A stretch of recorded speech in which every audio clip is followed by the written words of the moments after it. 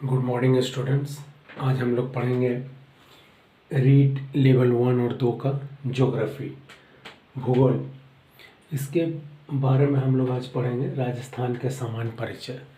राजस्थान के बारे में पढ़ेंगे, जैसे राजस्थान जो नाम है वो सबसे पहले कहाँ से आया है। तो राजस्थान को सबसे पहले हम लोग ऋग्वेद में देखते हैं। ऋग्वेद में जो है ब्रह्मवर्त के नाम से पुकारा जाता है। ब्रह्मवर्त के नाम से, जैसे कोई भी मतलब आज जो भी हमारे देश में जो भी राज्य हैं उनको कभी न कभी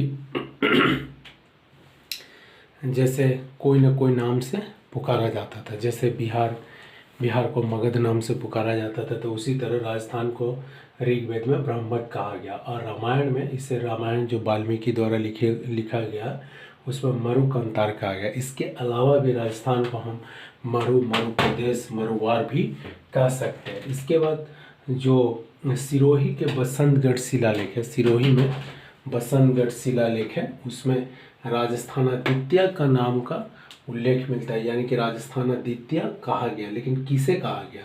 राजस्थान को कहा गया कि वहाँ का कोई शासक था, उसे कहा गया। इसके बारे में भी पूरा श्योर जानकारी नहीं है।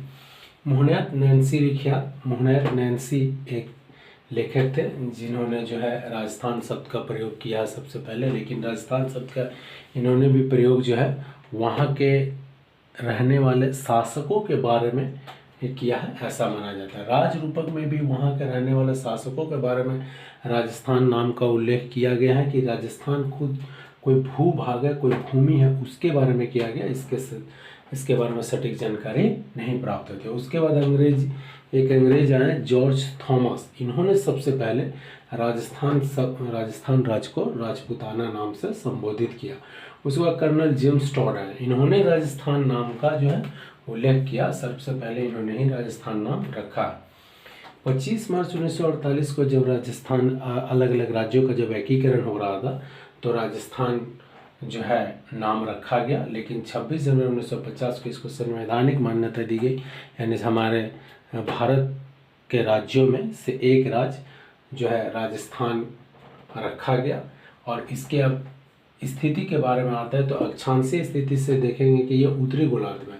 उत्तरी गोलार्ध कहने का मतलब है कि जैसे ये हमारा धरती है, ये आपका पूर्व से पश्चिम, ये अक्षांश है, ये देशांतर नहीं है। पूर्व से पश्चिम अक्षांश है, ये क्या है? अक्षांश रेखा है ये। और उत्तर से दक्षिण ये देशांतर रेखा है। क्या है? देशांतर।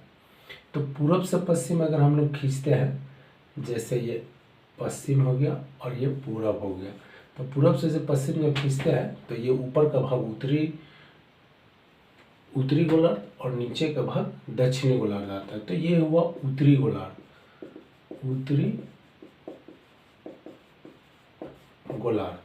तो उत्तरी गोलार्ध तो हम देखे हैं कि हमारा जो भारत है वो जस्ट यहाँ पे इस तरह से, सॉरी ये थोड़ा सा ऊपर की ओर रहेगा।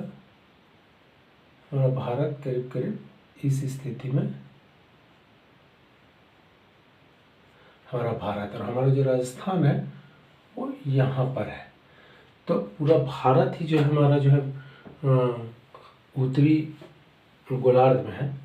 तो हमारा जो है राजस्थान भी तो उत्तरी गोलार्ध में ही ना होगा, इसलिए राजस्थान जो है उत्तरी गोलार्ध में। देशांतर देखते हैं तो पूर्वी गोलार्ध में।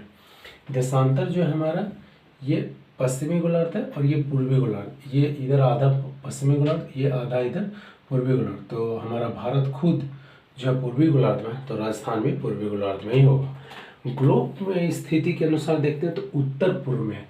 ये उत्तर है, ये पूर्व है। ये देखिए, ये स्थिति जो है उत्तर पूर्व कहलाएगा। तो ये जो हमारा राजस्थान है ये उत्तर पूर्व में स्थित है। अक्षांशीय दृष्टि से देखा जाए तो 2303, ऐसे याद कर लीजिएगा, रट लीजिए इसको। 2303 से लेकर 3012 उत्तरी अक्षांश। उत्तरी अक्षांश इसलिए कि पूरा का पूरा भारत, पूरा का पूरा राजस्थान उत्तरी अक्षांश में स्थित है, इसलिए यहाँ भी उत्तरी लगेगा, यहाँ भी उत्तरी लगेगा। देशांतरी विस्तार इसको देखेंगे तो 69 डिग्री 30 मिनट, 69 डिग्री 30 मिनट, इसको हम लोग मिनट कहते हैं। 69 डिग्री 30 मिनट से लेकर 78 डिग्री 17 मिनट पूर्वी देशांतर में इसकी जो है स्थिति है। अब अभी तक जितने भी हम लोग इसको पढ़ें, इसमें से आपको जरूर से जरूर 1 से 2 क्वेश्चन आने वाला है, जरूर से जरूर। 1 2 3 4 5 6 7 8 9 10 11 12, कम से कम 12-13 पॉइंट है। ये 12-13 पॉइंट से आपको 1 से 2 नंबर फिक्स है। अब आते हैं हम लोग राजस्थान के जिलों के बारे में। थोड़ा सा राजस्थान के जिलों के बारे में इसके पहले वाला वीडियो में भी हमने डाला था राजस्थान के जिलों के बारे में, लेकिन उसमें अधूरा था क्योंकि हमने ये 8 जिले हैं जो किसी भी सीमा से, किसी भी राज्य के सीमा से नहीं लगते हैं। ये अंतर्वर्ती जिले जो कि राजस्थान के दूसरे जिलों के साथ ही सिर्फ अपना सीमा बनाते हैं और किसी अन्य राज्यों के साथ में नहीं लगते हैं, इनके बारे में हमने नहीं बताया था। इस वीडियो में हम लोग उसके साथ साथ जो कि दूसरे राज्यों के साथ भी सीमा बनाते हैं और जो राजस्थान के अन्य जिलों के साथ में सीमा बनाते हैं उनके बारे में भी हम लोग चर्चा करेंगे। जैसे देखिए श्री गंगानगर, हनुमानगढ़, ये 2 हैं। ये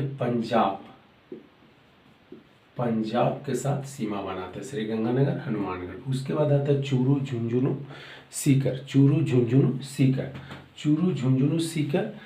इस तरह से हम लोग 2-2 3-3 करके याद करेंगे। चूरू, झुंझुनू, सीकर, जयपुर, अलवर। चूरू, झुंझुनू, सीकर, जयपुर, अलवर। उसके बाद हम लोग भरतपुर, धौलपुर। तो इस तरह से 2-2 3-3 याद करेंगे। अच्छा, ये पंजाब हो गया। पंजाब के बाद हम लोग देखेंगे कि उसके बाद ये हनुमानगढ़ जो है ना, हनुमानगढ़ को लेके, हनुमानगढ़ से लेके भरतपुर तक ये हरियाणा से जुड़ता है। हरियाणा से 7, पंजाब से 2, भरतपुर और धौलपुर ये हो गया यूपी से 2। फिर धौलपुर से लेके 1 2 3 4 5 6 7 8 9 10, धौलपुर से लेके ये आपका डूंगरपुर तक 10, एमपी से। उसके बाद डूंगरपुर से लेके, डूंगरपुर तक नहीं, ये धौलपुर से 1 2 3 4 5 6 7 8 9 10, बांसवाड़ा तक 10 हो गया। उसके बाद बांसवाड़ा से लेके बाड़मेर 1 2 3 4 5 6 जो है गुजरात। एक बार फिर से देखेंगे, श्री गंगानगर, हनुमानगढ़, ये 2 जिले जो है पंजाब के बॉर्डर के साथ अपना बॉर्डर शेयर करते हैं। हरियाणा से चूरू, झुंझुनू, सीकर, जयपुर, अलवर, भरतपुर, भरतपुर तक हरियाणा से 1 2 3 4 5 6, और ये है हनुमानगढ़ 7। उसके बाद हम लोग देखेंगे यूपी से भरतपुर और धौलपुर। उसके बाद धौलपुर से लेके धौलपुर, करौली, सवाईमाधोपुर, बारा, कोटा, झालावाड़, चित्तौड़गढ़, प्रतापगढ़, भीलवाड़ा, बांसवाड़ा, ये टोटल 10 जिले। 1 2 3 4 5 6 7 8 9 10, ये 10 जिले एमपी के साथ अपना बॉर्डर शेयर करते हैं।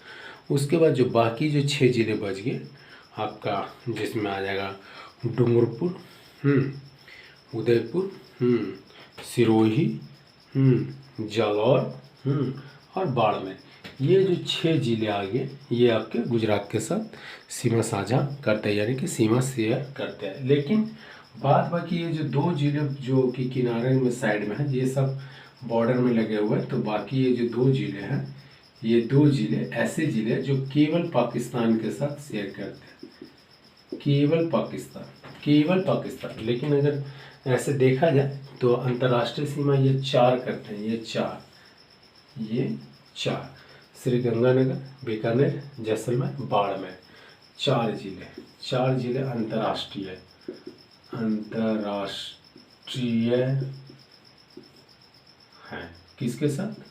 पाकिस्तान के साथ, पाकिस्तान के ही साथ। लेकिन अगर पूछेगा कि केवल अंतर्राष्ट्रीय, केवल अंतर्राष्ट्रीय तो सिर्फ 2। अगर पूछेंगे अंतर्राष्ट्रीय सीमा तो 4, बाड़मेर, जैसलमेर, बीकानेर, श्रीगंगानगर। लेकिन श्रीगंगानगर और बाड़मेर दूसरे राज्यों के साथ भी सीमा साझा करते हैं, जैसे कि श्रीगंगानगर पंजाब के साथ और बाड़मेर गुजरात के साथ सीमा साझा करते हैं। और 8 ऐसे जिले जो किसी भी राज्य के साथ सीमा साझा नहीं करते हैं। जैसे देखिए बीच में अजमेर, जैसे अभी हमारे राजस्थान का राजधानी जो है जयपुर है, लेकिन पहले अजमेर रहा करता था हमारे राजस्थान का राजधानी, क्योंकि ये बीचों बीच था, इसलिए यहाँ से शासन करने में बहुत ही सुविधा होती थी। इसलिए पहले के टाइम के राजा महाराजा लोग जो है अजमेर को अपना राजधानी रखते थे। तो अजमेर, आप अजमेर इसको याद कैसे कीजिएगा, अजमेर को आप बीच में रखिएगा, इसके ऊपर में नागौर, ठीक है, नागौर, दौसा, टोक, अजमेर, नागौर, दौसा, टोक, नागौर, दौसा, टोक, बूंदी, राजसमंद, पाली। और ये जोधपुर जैसलमेर के बगल में रहेगा, जैसलमेर के सीधा सीधा रहेगा रेगिस्तानी इलाका वाला, जैसलमेर के सीधा सीधा जोधपुर रहेगा। इस तरह से हम लोग देखें ये 8 जिले किसी भी सीमा से, किसी भी राज्य के सीमा से अपना बॉर्डर जो है शेयर नहीं करते हैं। अगर आपको ये पूरा का पूरा स्ट्रक्चर याद हो गया तो आपके लिए ज्योग्राफी यानी कि राजस्थान का ज्योग्राफी बहुत ही ईजी हो जाएगा, क्योंकि हर बार आपको इन सारे चीज़ों का काम लगेगा। आप राजस्थान के उद्योग धंधे पढ़ेंगे, इनका काम लगेगा। आप राजस्थान के खनिज पढ़ेंगे, इनका काम लगेगा। आप राजस्थान के पर्यटन स्थल पढ़ेंगे, इनका काम लगेगा। आप राजस्थान के सड़क परिवहन पढ़ेंगे, इनका काम लगेगा। जो भी पढ़िएगा इनको आपको दिमाग में रखना होगा, तभी जो अन्य लेसन्स हैं, अन्य जो पाठ हैं वो आपको बढ़िया से समझ में आएगा। उम्मीद करते हैं आपको हम अच्छा से समझा सके होंगे। अगर कोई आपका क्वेश्चन है तो आप कमेंट कीजिएगा, हम उसका जवाब देने का कोशिश करेंगे। Okay, thank you.